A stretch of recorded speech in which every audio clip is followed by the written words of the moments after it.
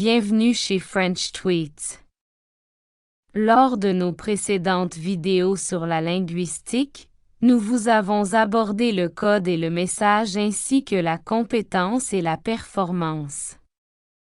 Aujourd'hui, nous vous en dirons plus sur la double articulation du langage.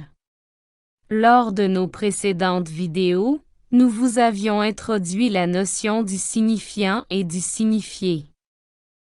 En effet, cette relation entre le signifiant et le signifié nous amène à une autre distinction qui semble importante d'un point de vue linguistique. C'est la double articulation de la parole, deux types d'unités coupées à deux niveaux différents. Selon André Martinet, le langage s'organise sur deux niveaux qui fonctionnent différemment. Pour lui, les entités qui s'enchaînent dans le discours ne le sont pas de la même façon et au même niveau. André Martinet propose donc que le langage contienne A. Unité de première articulation. Morphème, unité minimale de sens. Ce sont des noms, arbres, crayon, maison, etc., des verbes, manger, écrire, rêver, etc., des adjectifs, bleu, grand, rapide, etc., etc. Notez également que des parties de mots, comme les ONS dans le verbe mangeront ou le euro dans un réparateur, qui ont une valeur grammaticale, sont aussi appelés morphèmes et sont aussi porteurs de sens. Exemple 1. A. Je viens. 2 morphèmes. B. Je viendrai. 3 morphèmes. 1. Je. Prompère. 2. Viens. Verbe venir. 3. Dre. Futur. Première personne du singulier. Exemple 2. Utilisation du morphème ONS. A. Nous viendrons. B. Isabelle et moi voterons pour Stephen Harper. Ce qu'il faut comprendre à ce stade, et comment ce terme se rapporte à la sémiologie, c'est que ces morphèmes consistent en un signifiant et un signifié. L'analyse de la langue dans les morphèmes, domaine d'étude passionnant, s'approfondit lorsqu'on suit la morphologie dans le deuxième cours d'introduction du département, Fresnes 370.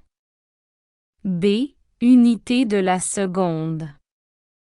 Articulation. Les phonèmes, minimum unité distinctive. Ce sont des sons distinctifs, ils changent le sens d'un mot, bonbon, KBANC, sans sens, typique d'une langue. Ces phonèmes ne sont formés que par un signifiant, sans sens. Un autre exemple de double articulation de la parole. Combien de mots monosyllabiques pouvez-vous terminer par le son on? Un étudiant bien informé pourrait créer cette simple liste de plusieurs mots qui ne diffèrent que par leur première consonne et qui se terminent tous par le son on. Pont. Bon. Ton étant. Don. Con. Gonde. Fond. Vent. Son. Jon. Mon. Non. Long. Rond. Cela permet à la langue de modifier son système en formant un grand nombre de mots différents avec une seule modification, en remplaçant un seul son, plutôt que de créer un nouveau mot entièrement différent à chaque fois.